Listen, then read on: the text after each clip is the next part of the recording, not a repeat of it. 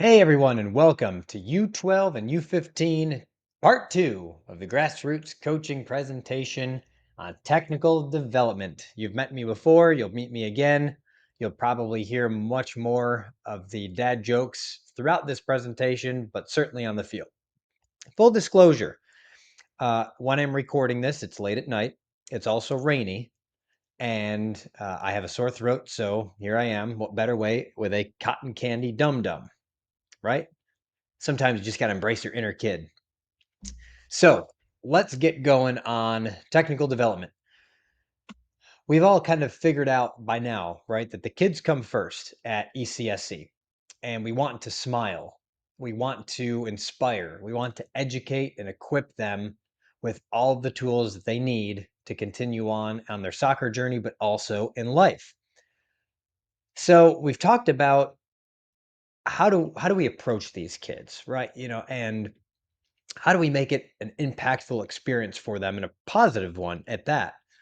But what we don't really talk about is how do we get them to love the game? A game that's given so much to me in 30 plus years that I've been in and around and playing, officiating, coaching. This game is not just a game to me. It's part of my youth, it's part of my adulthood. It's something that my family and I, my wife included, share together, and I want the same for you if that's ultimately the goal. So let's get started on how do we get these kids to absolutely fall in love with the game of soccer? Well, it starts with technical development.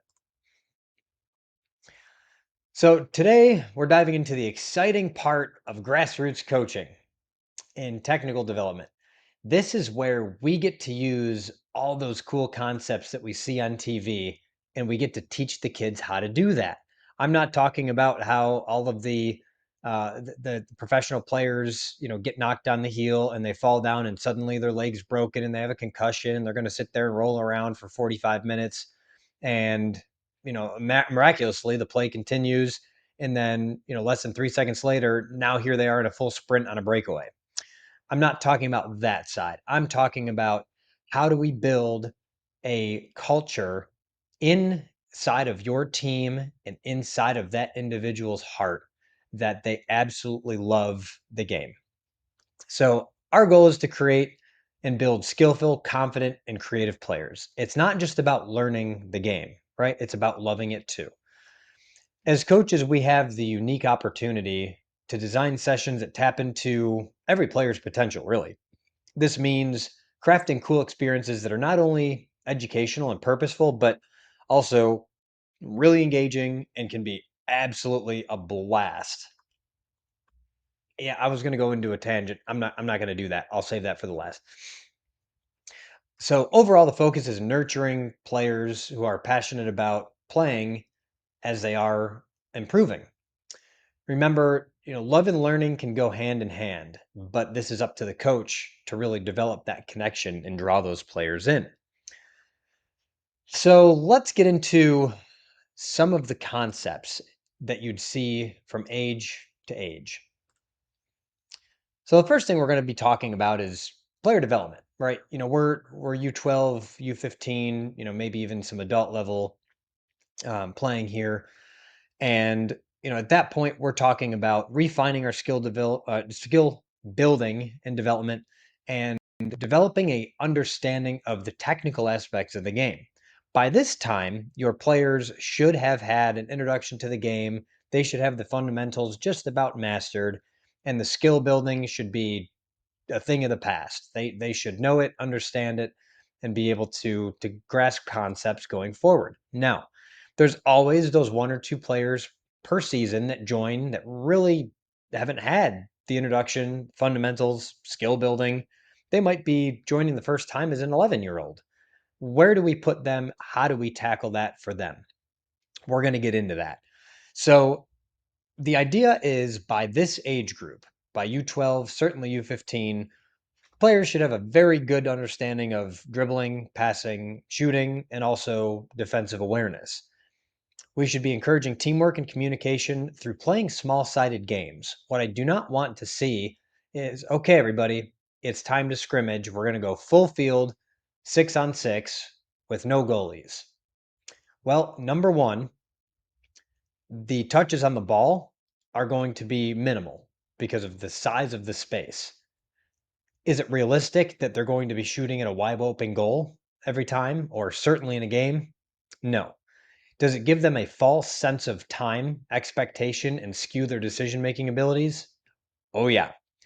Small sided games are really where this kind of starts. And we'll get into that in just a few minutes here. But also recognize that U6 to U8, U10, U12, U15, and adults have differences in physical, social, and technical needs.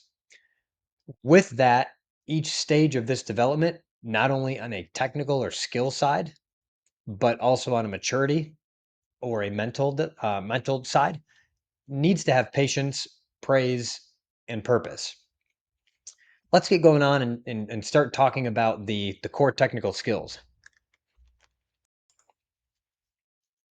I know, really professional, right? The cotton candy, dum dum. Hey, I didn't say anything about this being professional.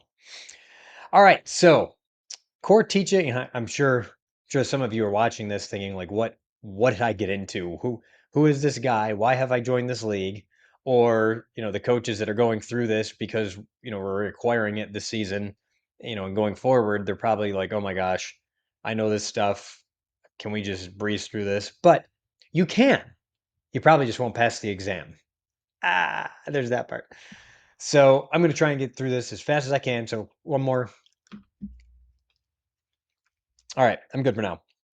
If I start choking, cotton candy suckers going back in my mouth. So let's talk about core technical skills: ball mastery, passing and receiving, shooting, and defending. So ball mastery is using all surfaces of your foot, encouraging quick touches and changes of direction. I cannot emphasize this enough. Change of speed and change of direction will allow your team to win or to lose, depending on how well as a coach you're able to explain that and kind of drill that into your team. It is very important. This game is won in a chess type match, right? What we often see is ping pong, and okay, well, we're going to launch it down the field, and now we're going to launch it back, and then we're going to launch it down the field, and then we're going to launch it back. Watching U15 matches or even centering and refereeing those U15 matches, the amount of steps that you get in and the amount of pain that my hamstrings are in at the end of those days reffing those games, it's almost like unfathomable because you're really just going back and forth and back and forth and back and forth and back and forth. Teach official to anticipate the play, watch the buildup, put yourself in a position that if you were a player, where would your next decision be? It's not quite what we see. And that's why we're doing this, is what we're changing. But all that said, ball mastery is going to be critical with that because if they're confident on the ball, then the idea just to blast it back to the other half kind of goes out the window. Now they have confidence to be able to make a move and to find some open space, find that pass to the outside that otherwise they wouldn't have had the thought to. Passing and receiving. This is really important. It's important to understand how to cushion the ball, and it's also very important to understand when to pass, how to pass. Do we have a weighted pass? Do we have a lob pass? When do we start anticipating seeing some of those types of things? When we switch the field, the term switch, obviously going from the right side to the left side is a really important part of this game. But how do you pass that ball? When do you pass the ball? I'm assuming it's going to be through the air, right? Because the chances of going from the left side all the way to the right side on the ground are very slim. So the player on the left side, if you're left wing and you're switching to the right side of the field around midfield, you have to have confidence not only in yourself as a player to deliver that ball, but also on your right mid or your right wing or whoever's receiving that ball. They have to be able to pull that out of the air. And most of the time, if it's not on the first bounce, it's right out of midair. So as a coach, how do we capitalize that? How do we teach that? Passing is not just putting it on the ground and 10, 15 feet away. That's not all there is to passing in this game. Shooting. We've all heard about the plant foot, right? Strike with your laces, lock your ankle. All good techniques in very good form. But let's talk about when to shoot. If you have a player that has some power and has some accuracy, let them take a shot from distance. If they have eyes for goal, let those shots go. Let them go all day long. Do not encourage your players to find that perfect open shooting lane, because guess what? It's not going to happen. It's never going to be there. If they have the opportunity to put one on frame, allow them to do that. Worst that happens is it goes wide, it gets deflected, it gets blocked, all of which can turn into rebounds or opportunities where your team has an advantage of being in the attacking zone with a loose ball, most likely within the penalty area. That's a great offensive situation to be in, right?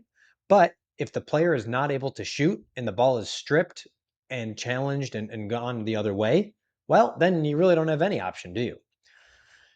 And last but not least is defending. Using good body shape, balance, patience, and do not allow your players to dive in. We'll talk about contain versus challenge and when it's appropriate to do either or and what those even mean. Another concept we'll introduce is goal side. All right, let's get into ball mastery. I'm not going to read all these different things, but use phrases to encourage your players. Great control. Keep it close. Awesome change of direction. That's how you protect it. Well done. Hey, way to stay calm under pressure.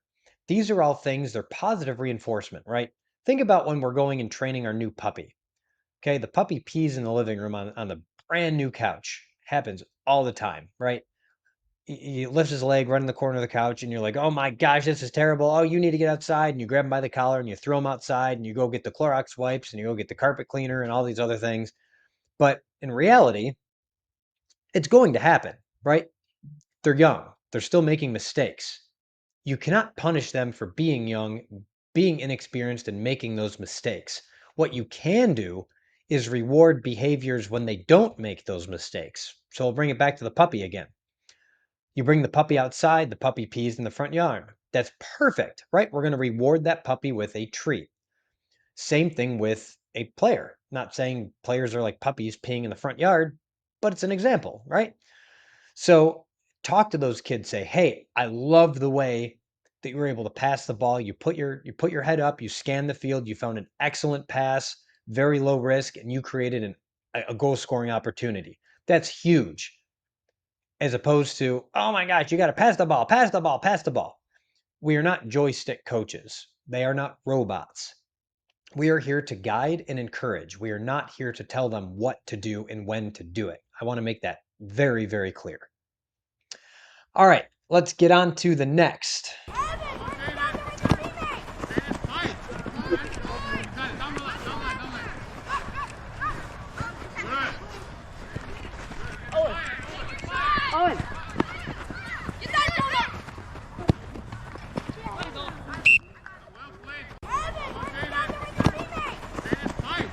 All right, I'm going to play this again. What I want you to do is watch number 44. As he receives the ball in the top of the penalty area, he sees a defender right on it. He doesn't really have an opportunity to touch the ball. He doesn't really have much of an opportunity to do anything at all.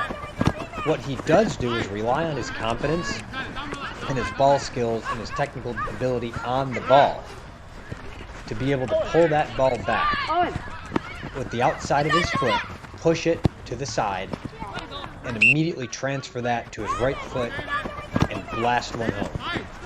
Let's watch this again.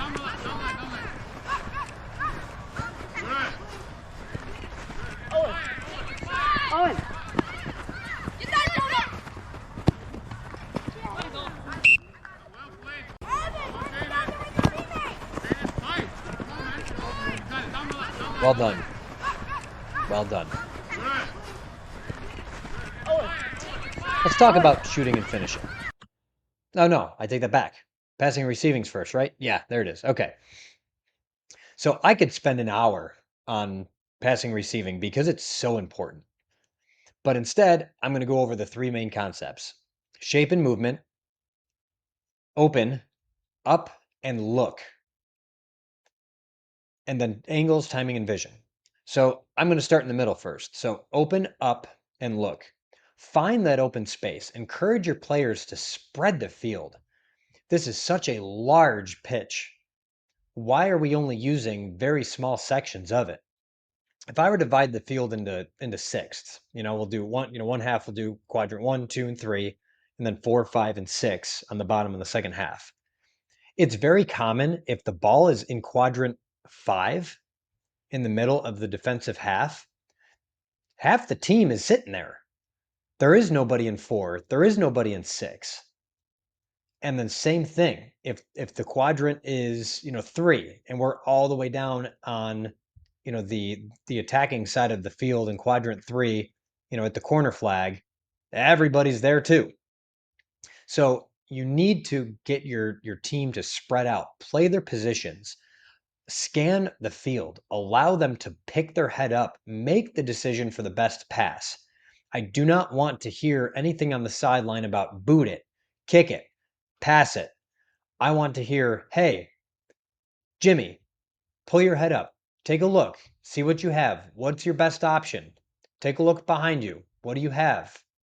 Hey, well done. Great pass. Great job. Excellent way to look at the field. Okay, something simple like that. You're rewarding the player, but you're also inside building his confidence. So the next time he's on the ball, he's now thinking, oh, hey, that worked before. Maybe it's going to work again. Oh, nope, that's shut down. My passing lane's closed. I need to find another option. You're allowing those players to make those decisions. Angles, timing, and vision. This game is all about triangles and diamonds. Okay, so the more options the player has when he's on the ball, the better your team's going to progress up and down the field. And remember, this is not foosball, right? We don't have little handles controlling our offense, our midfield, and our defense. That's not how this works. We're kind of like a basketball team, almost, that we kind of travel the court.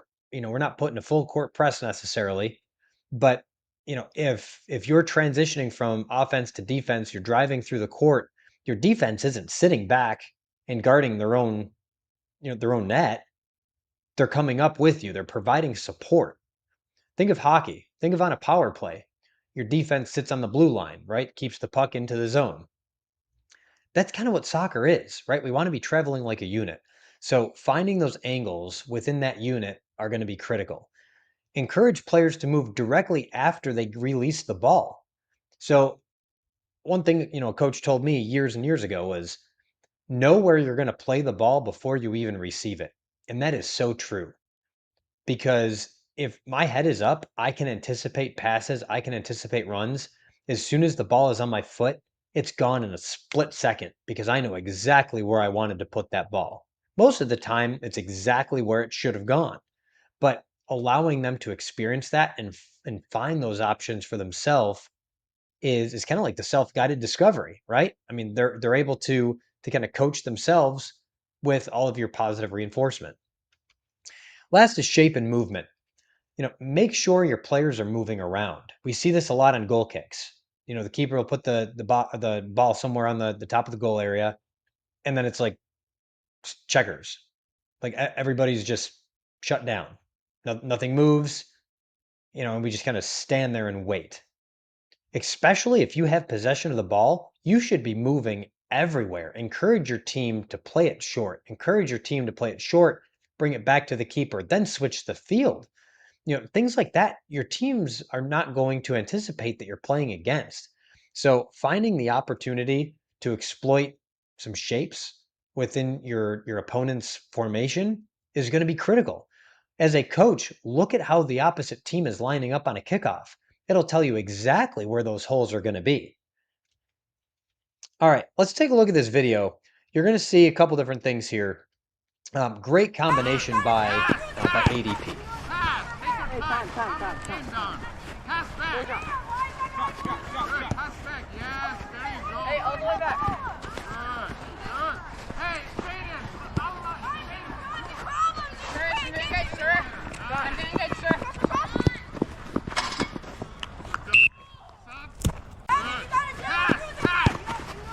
That was so well done. We're going to play that again. We're going to talk about it.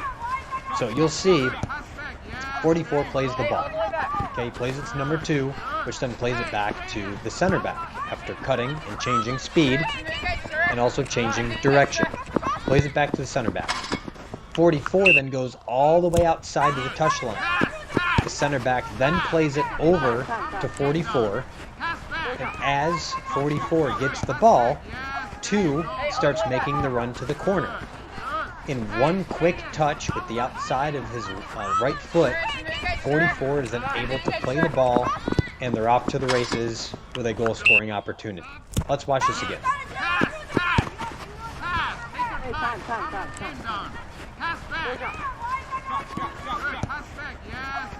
Hey, all the way back. Hey, Jaden. Engage, sir. Engage, sir.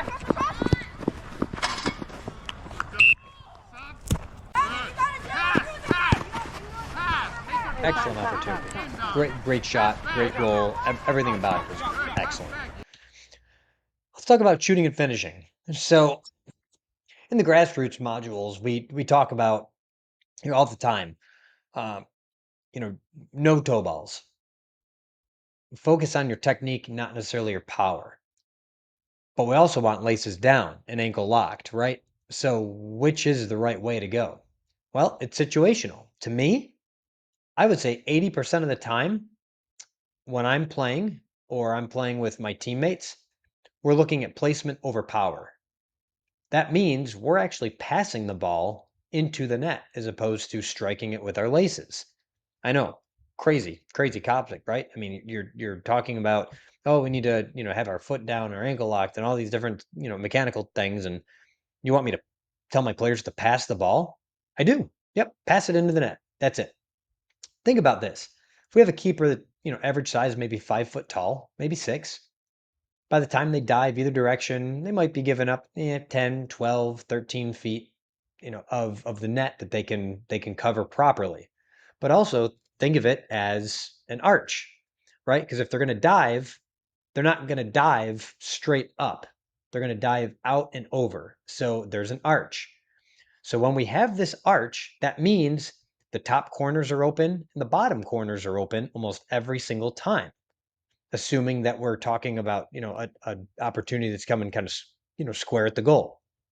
But when you really think about it, there's an opportunity to pull the keeper out and to pass the ball and have the opportunity. At that point, just pass it into the open net. There's that too.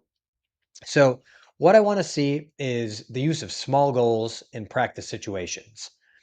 Allow them to, to work on their accuracy, their control, and their finesse, right? There's a really fancy word there. Encourage creativity around the box. And then decision making is using provided information from not you all the time, but the players around them. Hey, you have time. You have time. Take your shot. Defender closing in. 1 man, 2 man. Hey, on your back. 1 on. There's different things on the field that you're not going to be able to control or you're not going to be able to influence. So it's really important that you allow your players on the field to kind of control some of those things. All right, let's look at mechanics. So here's a really great picture. Okay, we have the leg and ankle completely locked. It's almost all in one. And then we have the center of gravity directly over the ball and all of the weight on his plant foot, all the way up to the shoulder. Okay, he's looking down at the ball to figure out exactly where he's going to go. And then as he swings, he's going to release it and land on his plant or land on his kicking foot. Remember, the idea is to strike in the middle of the ball or maybe towards the bottom if you want to get some lift. The idea is that, if we keep our head over the ball's not going to skyrocket into the stands. So teaching proper mechanics of how to shoot is going to be important. Now, the other thing, this is kind of lining up to drill one into the top corner. When we talk about passing the ball into the corner, Obviously, very similar concept. Your center of gravity is still going to be over the ball.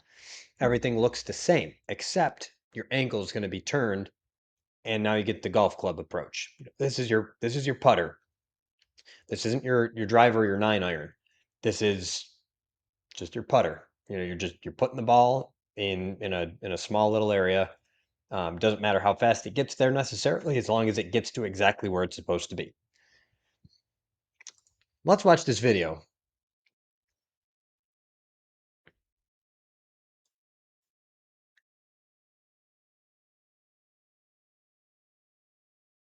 So you might have noticed this. We've watched this video before. This was the end of that build-up that we talked about with shooting and or with passing and receiving. This gets interesting. We'll watch it again. It's in slow motion. Watch the plant foot. Watch the follow through. Believe it or not, this ball was placed. This was not a ankle locked rocket shot. This was a placement into the far corner.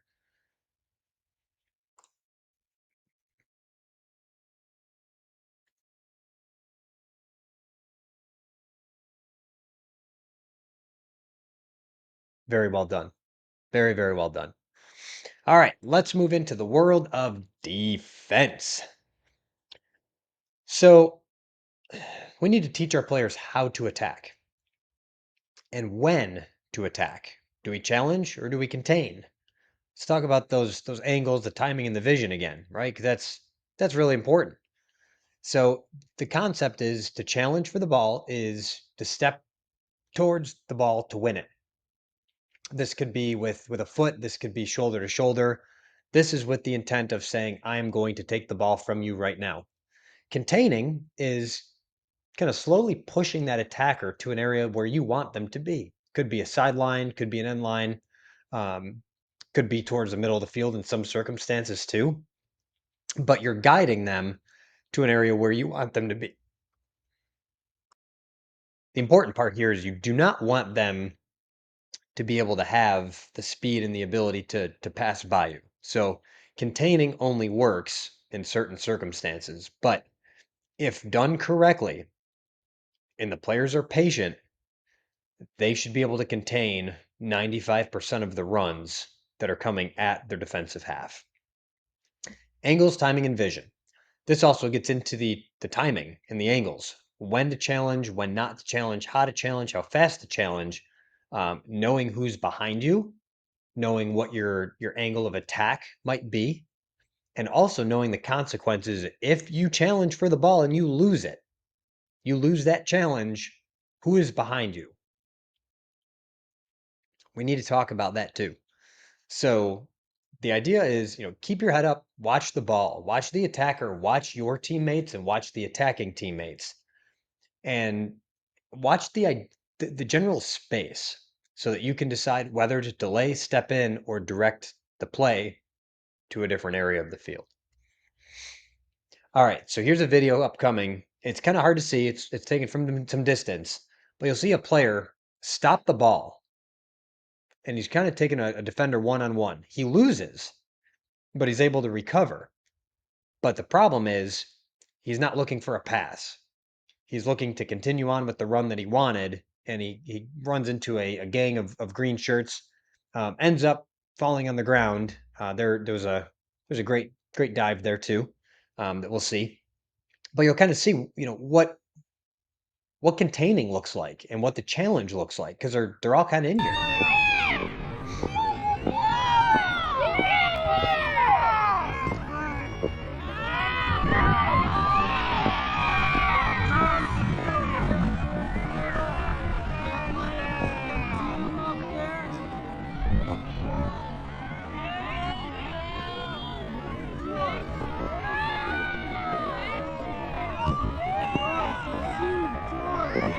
No!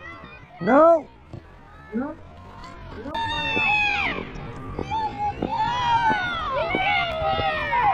I must say, well done by the center referee there as well. Caught that dive. For those of you that haven't really seen live game footage from a center official, it's not an easy job, and I'm only saying that because I've of course done it for well.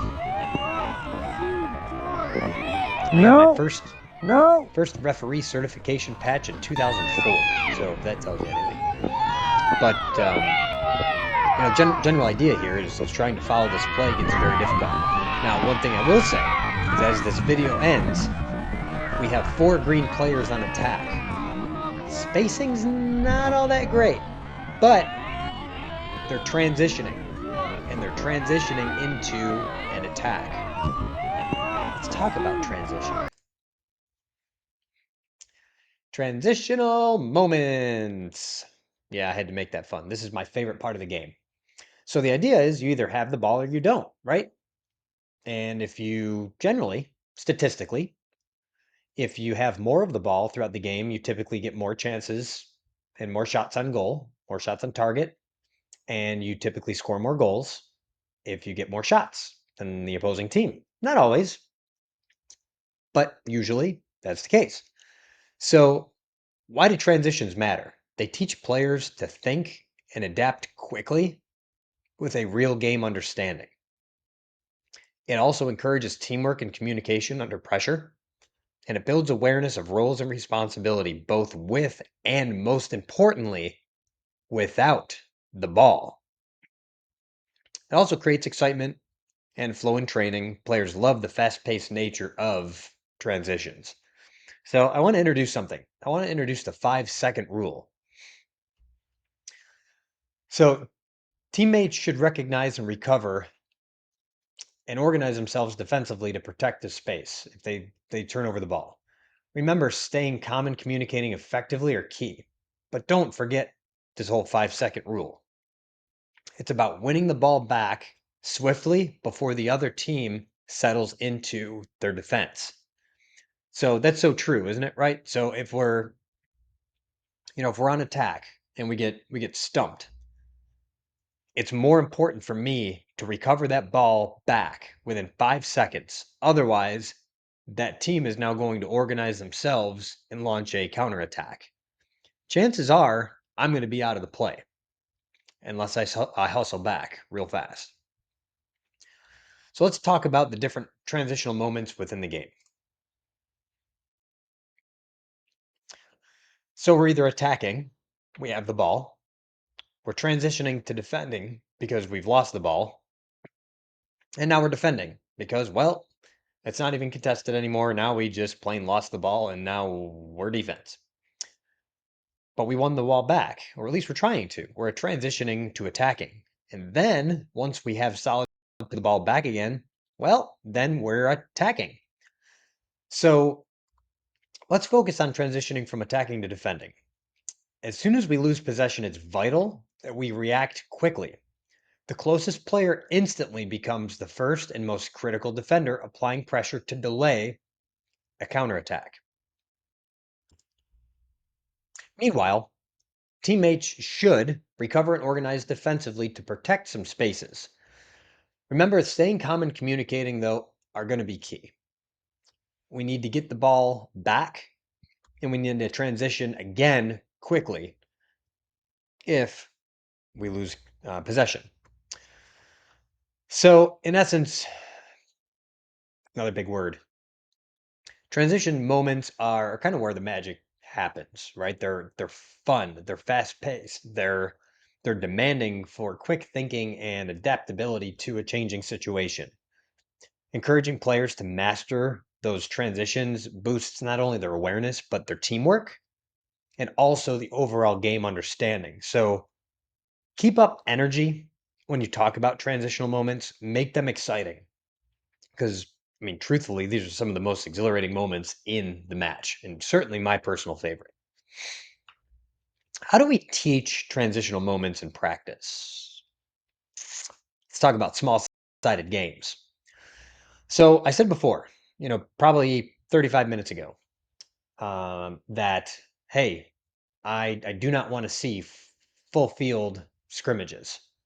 Not only does that not do much for the player's development, it also restricts their touches on the ball. It gives them a false sense of where they are, the time that they have, and passing lanes that are going to be open.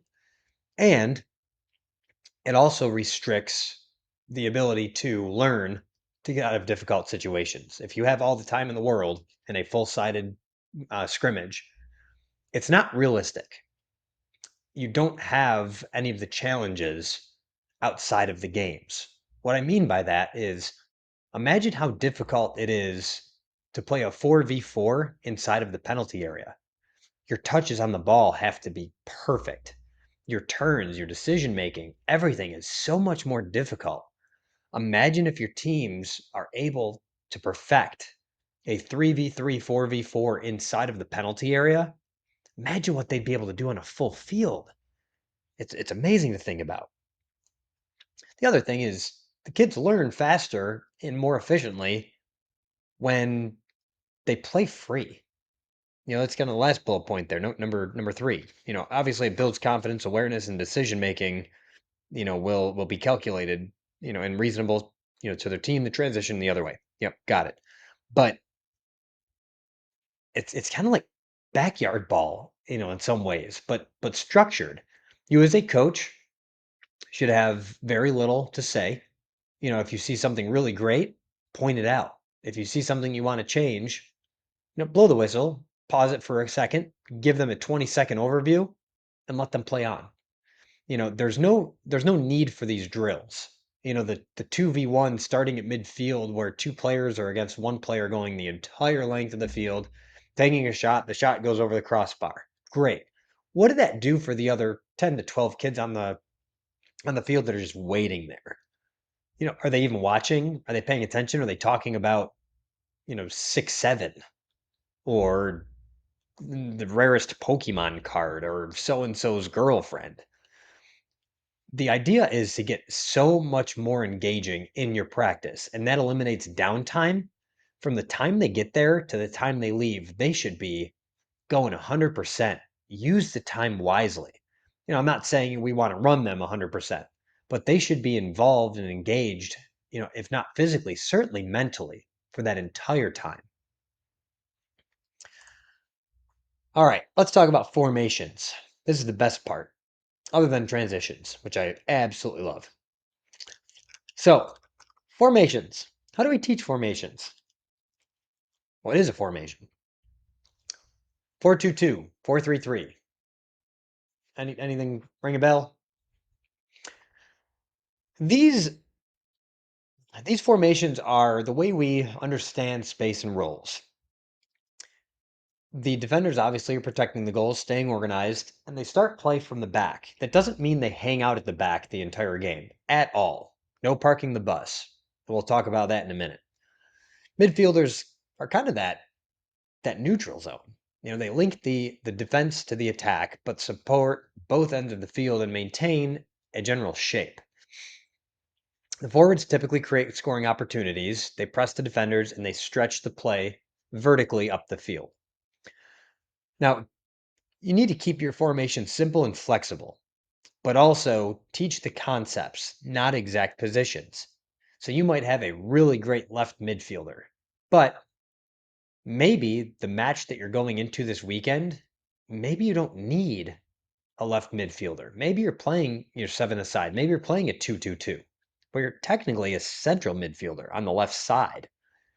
That whole idea completely shifts. Instead of being more of a overlapping wing position, you're playing a little bit more contained and crunched in the middle. Your shape is a little bit more condensed because you're kind of looking to control the center of that field, that second channel. You also need to learn how to be adaptable and learning through play. Allow the players to kind of look at different positions. Encourage them to make the decisions and not just, stay in your position. It's important where a striker and a left wing might overlap. That's a great play. That's an excellent opportunity. As long as they realize what they're doing, absolutely allow that. I mean, that's important. That's great. Same thing. Your left back might come over and help your center back. Your center back might be down on the ground, out of the play. Your right back might step up. There's ways that your team is going to cover themselves and not even realize that they're doing it. Encourage that. Explain to them that you see that and you love that. Let's talk about some common 7v7s. So we have a 2-3-1 and a 3-2-1. Obviously, the biggest difference here is our midfield, right? We're taking one off the defensive line for the 2-3-1, and we're putting him in midfield, as a center midfielder. Now, the center mid is going to have a lot of running to do. They're going to be connecting the spider web, so to speak. You have a left defender, left mid, right mid, and striker. That heartbeat and that transitional play is going to live and die through that center mid. So, evaluating your players, which we'll get to in a little while, and knowing who that true traditional center mid could be is going to be very important for you. They might not be the fastest. They might not have, the best shot, but they understand the game. They see the game. They're able to effectively pass and receive the ball. They have quick decision capabilities. The risk analysis is phenomenal. That's where a 2-3-1 comes in. A 3-2-1 is going to be far more of a defensive position. You're pretty much accounting for any counterattack, any transitional play that can be very fast. Sure, your center defender can move up and kind of join into that midfield rush only if your left and right back know to pinch into the middle and become a little bit more compressed. Some of those concepts, as a coach, we're going to have to explain to them. The other one is 2-2-2, which is just a flat back or a flat two in the back, two in the central mid, and then two up front. Again, this could evolve into a 2-1-2-1. This could be a 2-1-2-2. I got that backwards. 2-2-1-1-2. Yeah, that's where I was going. And you could have an offensive and a central midfielder. Not necessarily left right, but it's a forward facing or defensive facing. You could do a lot of things like that and invert those types of things. But knowing your basic formation is going to be really important. So for the sake of this training, these are the two that I would personally recommend. More likely the 2-3-1 than anything else. These also, of course, evolve into 9v9s. I'm not really going to go into this very much because at this point in our league, we don't have any divisions playing 9v9. But essentially, they're kind of derived off of what you saw on the previous page with the 2-3-1 and the 3-2-1. All right, teaching formations effectively. We're almost done, I promise. I think I can't see in the presentation mode, but I think we're definitely towards the last two, 3, maybe 5 slides at the most. So generate situations where it will require players at each position to react. This could be a goal kick. This could be a punt from a keeper. This could be a throw in that goes a little ways. Um, so use the if this happens, then what do you do approach. Oh, Reagan came to say hi. Establishing confidence by walking players through.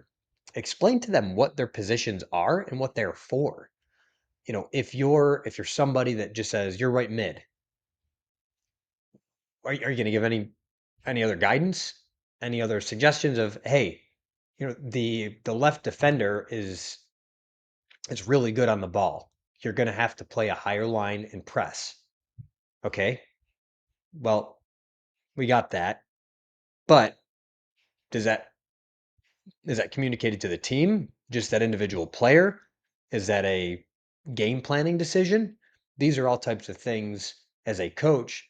You're going to have to look at your competition. You're going to have to look at their lineup. You're going to have to look at and evaluate your own players and figure out where your team's best chance of success is going to be.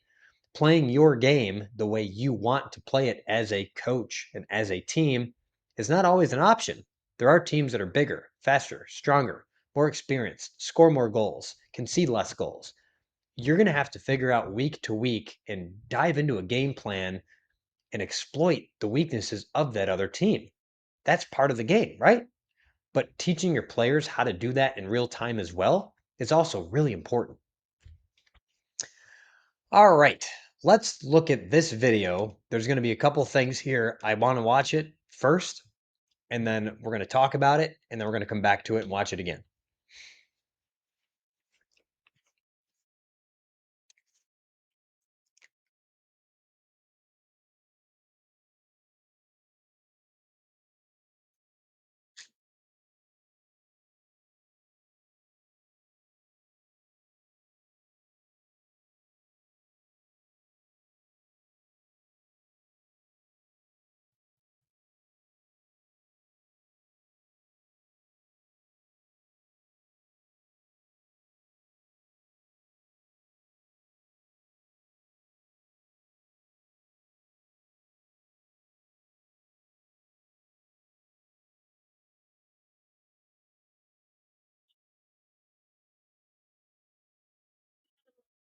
I stretch. Big stretch, please. I'm recording a training video for all the coaches. You want to say hi? Hi! There you go. Good job. Where's everybody? Well, I'm recording the video for them. They're not actually here. But I got my cotton candy dum-dum. And I got scissors. Why do you have your big laser? I know. Gotta be quiet. Not everybody wants to hear you. That's been going on for 45 minutes. All right, and there we have it. So let's talk about it. So you will see at the start of the video, dark blue has 2 in the back. So likely a 2-3-1, or it could be a 2-2-2. See if you can pick out the formation. I'm pretty certain that you won't, because they weren't really playing in formation there. I'm sure the coach had a plan, but I don't think the players actually understood or reacted to it. The other thing is when the ball is in a very specific spot of the field, you'll always start to figure out who's going where and who's playing what based off of this video. So for example, what I mean by that is your right wing had the same tendency to go down the sideline every single time. Until that sideline was cut off, then she decided to go towards the middle. The other thing is on White's counterattack, they had 5 girls within, or I should say before their counterattack. They had 5 girls within 10 feet of the ball. They go to clear the ball out of the zone, and they actually end up hitting like 3 or 4 different legs and shin guards.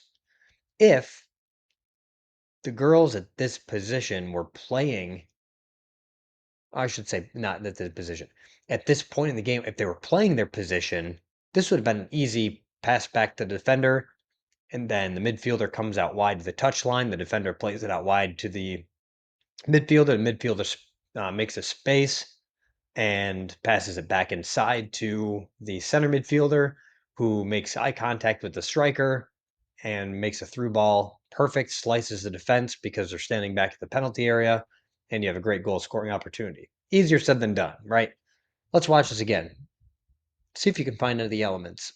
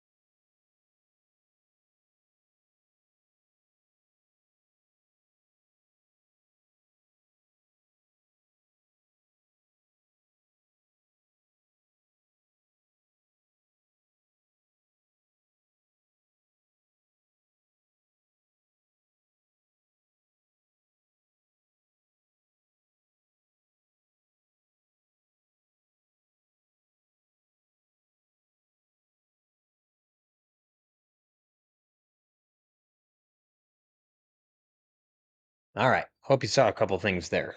There are definitely 50 things in that video that we could have talked about both from white and blue. All right, let's go to this next photo. I see a couple things here. Very first thing is, believe it or not, this is a corner kick for dark blue. Yeah. They have a set piece inside the attacking third. Remember, there's 7 players on the field. So automatically, blue is at a major disadvantage. Well, why? Well, because 3 out of their 7 are standing back in their own defensive third, one of which is standing on top of the penalty area. The other one is maybe 5 yards off the penalty area. And the keeper, well, we'll talk about that in a minute. What are the chances that blue maintains possession or gets a scoring opportunity from this corner kick? Probably slim to none. Where could the defense have been? They need to be up at midfield. You're probably saying, well, why? That exposes a quick transition through the middle or over the top. But does it? It does not. So, in theory, what should have been done is the defenders should have been playing somewhere around the midfield line. The left defender, if the corner kick's being taken from the left side, which it is, um, could have been even further in and could have been closer to the coach's technical area to get ready for a short pass or to have support or drop ball. The other defender should have been roaming probably somewhere around the center circle, either on her half or the opposing half. Either one, it's probably fine, depending on her confidence level. The keeper should probably be up, probably where the right defender is, maybe even a little bit higher up the field. It's up to the players to make these decisions, but it's up to the coaches to teach them how to make the decisions. Let's go back to the keeper. Let's talk about her body language. What is that keeper feeling right now? She's probably hot, wearing long sleeves. Looks like it's a really nice summer day. Everybody's wearing shorts and t-shirts, and you got the left defender wearing pants. So maybe it's not as nice as we thought, but everybody else looks like they're in shorts. Coaches have short sleeve shirts on and some pants. So probably 75, 80 degrees, I'd guess. She's bored, right? I don't think we can deny that at all. She's bored stiff. She's probably a little tired. But more importantly, if I were to ask her if she's having fun, guarantee she's not going to have fun. How about the defenders? Are they having fun? Probably not. Are they bored? Yep. As coaches, how do we get these players engaged in the game? It's very simple. I'll tell you why. Very first thing, pull the keeper out of the goal area. The goal line is not at all where the keeper should be living in any circumstances. The goalie should be playing off their line. The only time the goalkeeper should be sitting on their line is when either the play comes in extremely close to them, where they have to retreat, fall back, but even at that point, they should still be out challenging and cutting down angles, or a corner kick or a penalty kick. Really, those are the only times, with the exception of a few here and there situational plays, the goalkeeper should be sitting on the goal line. They should be living at the top of the 6-yard box or the goal box. Even in some cases, if the team's in the attacking third, leave the penalty area. Provide a support system for your defenders. Allow them to play back to you. The goalkeeper is a pivot point too. They should be just as strong on the field as they are in the net. Sitting against the goalpost, what experience is that child having? And what positive impact, is she having on the team? And let's talk about the defenders. One of them's got their hands on their hips. She's bored stiff. So the whole goal here is safe, fair, and fun. Well, yeah, it's safe. Well, it's not really fair for the rest of their teammates. And is it fun for them? No way. No way. But if the positions were played correctly and we were teaching formations correctly and efficiently, we would be engaged. They would be into the game. They would be having fun because they feel like they're an integral part of that team, of that match, and of that win or of that loss. We all hear you win together, you lose together. Well, I don't know what role that these three girls have actually played in this match. All right, let's talk about technical session planning. So we talked about all these different things, right? How to shoot the ball, how to uh, size up your opponents, and evaluate the talent, and how to evaluate your own kids, and a couple more slides. We'll get to that too.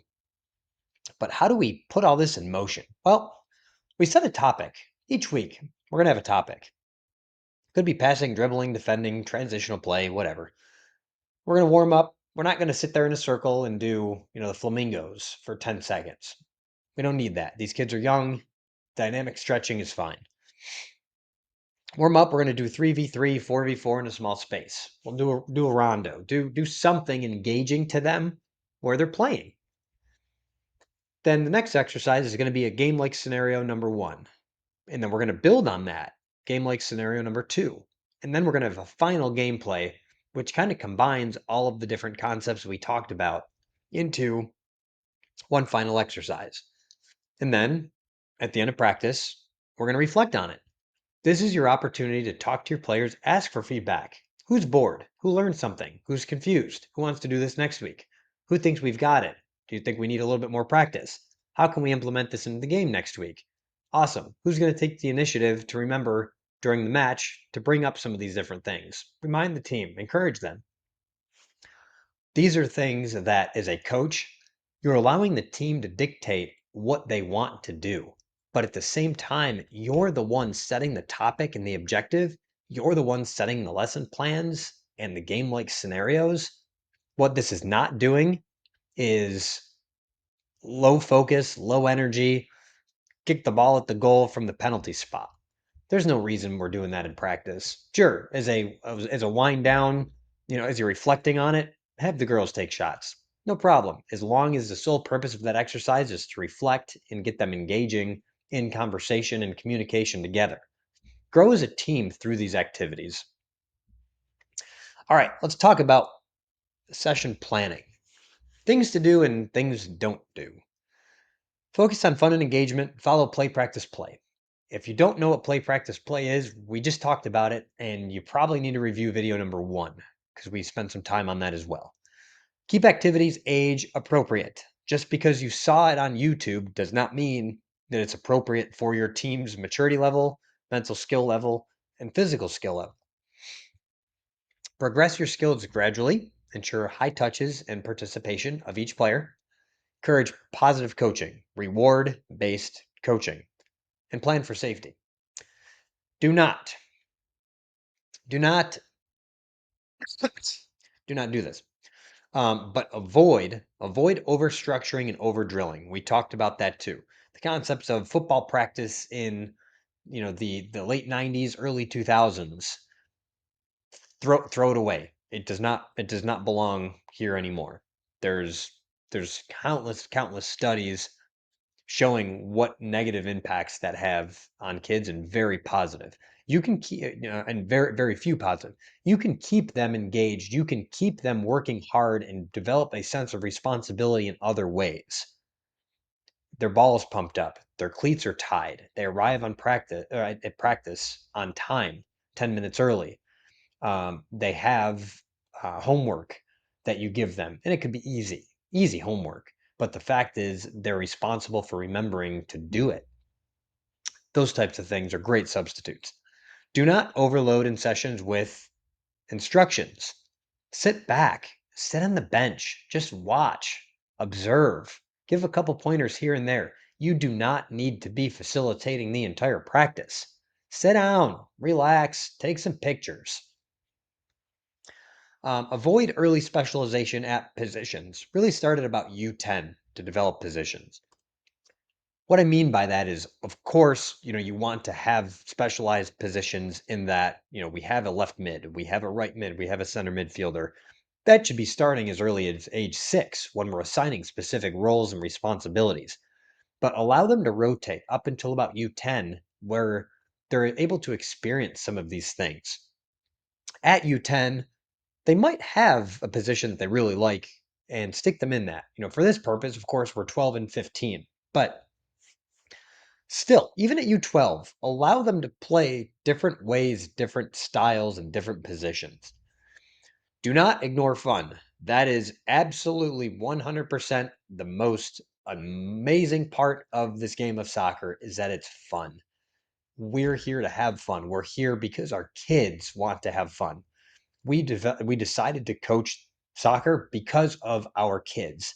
Inspire your kids, work with them, teach them to be leaders on and off the field with their teammates. But please always make sure that they're having fun. Do the fun check. Is everybody having fun? That should be, yeah, hands up. If you hear the, yeah, it's all right.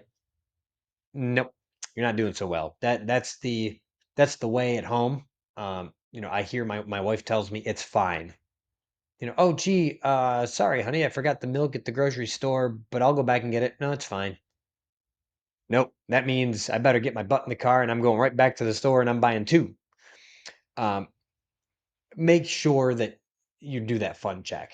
That is your report card. That is how you're going to understand how you're doing with the kids. And do not neglect individual attention. It is very important that you specialize on two main topics. First is individual development. The second is team development. Again, we talked about that in part 1 of the Grassroots training program. So if you need to revisit that, please do that. But you're coaching double here. You're coaching the team and you're also coaching each individual player to be a part of that team. Avoid using too many balls or complicated equipment. There's absolutely no need for bounce back boards. There's no need for all this goofy stuff, all these targets, agility sticks. That's for a much higher end play. We don't need that in rec soccer. We also don't need 500 balls laying around everywhere. The best thing to do is, hey, everybody, you brought your ball. Great. Kick it into the goal. Pick the 2 or 3 that you like the best and use those throughout the practice. Okay? You don't need confusion of all these other things. Let's talk about evaluating our players. Observe consistency in core skills. Are they progressing? Are they consistent? How often are they actually doing this properly? Look for improvement in confidence, the control, the decision making rather than perfection. The players will tell you, hey, coach, look what I learned. It's a clear sign that they're really involved and they absolutely love this. Evaluate the game understanding and decision making. So notice whether players recognize when to pass, move, defend, or support teammates. This is a great topic of discussion in a practice when you're talking about transitioning. Growth is shown when players start to anticipate play and make smarter choices on their own. And then, of course, monitor the attitude, the effort, and like we talked about, the enjoyment of the players. The enthusiasm, teamwork, and willingness to learn are strong indicators of long term, and I'll add positive development. Celebrate effort, sportsmanship, and the love of the game. These are the true markers of grassroots success. ECSC coaching. Let's talk about game day, and what that's going to look like. Well, we want to be player first, ball at the feet philosophy. Everything that we do should be putting the players first. We want to be skillful, creative, and breed confident players. We don't want people that are second guessing themselves, that are down on their luck, that feel like no matter what they do, it's not going to work. We need to talk to them. We need to figure out how to get them in a better mindset. Love the game, respect the game, and grow the game. That's why we're here. We all have a passion for sports, but more importantly, we have a passion for our kids. So the more we give back to our kids through this game, the more they're going to remember it. And I will tell you a very quick story. I am sitting on this video at 9 o'clock at night, just finishing my cotton candy dum dum with a sore throat, stuffy nose, and a cough because I love this game. And this game gave so much to me and my family growing up. There were a lot of sacrifices. I was at the field 4, 5, 6 nights a week, tournaments on weekends, every weekend in the summertime, Friday, Saturday, and Sunday mornings. Didn't really get a chance to go to church. Never really went to any weddings, birthday parties. Forget it. But to me, I love the game. Now, what I don't want to see is the players in our program getting to the point where they're burnt out and they start losing the love and the passion for the game. 30 years later, I'm still kicking. They don't go straight and they don't go where I want them to anymore, but we're still kicking. Just remember though, you are the voice and the reason of the team. You're the reason why they're there. You have such a great opportunity here at practice, at games, outside of the facility. They see you in the Kroger shopping aisle. Hey, Coach Jin, how you doing? Good, buddy. How you doing? Have you been practicing this summer? Yeah, absolutely. I mastered the step over. You should see it. It's perfect. Hey, man, I can't wait. We only got 3 weeks left before the season starts. I can't wait to see it. Awesome. All right, I'll see you then. Cool. You too. I, there's not much more I can say. What you're doing with these kids is giving them a safe place to play. You're giving them a fun place to play. And more than anything, you are the reason why East Cherokee Soccer Club is so successful and is continuing to set record season after season after season. More importantly, whether you're a new coach or a returning coach, welcome to the ECSC family. You did it. Now on to the exam. Y'all have a great night.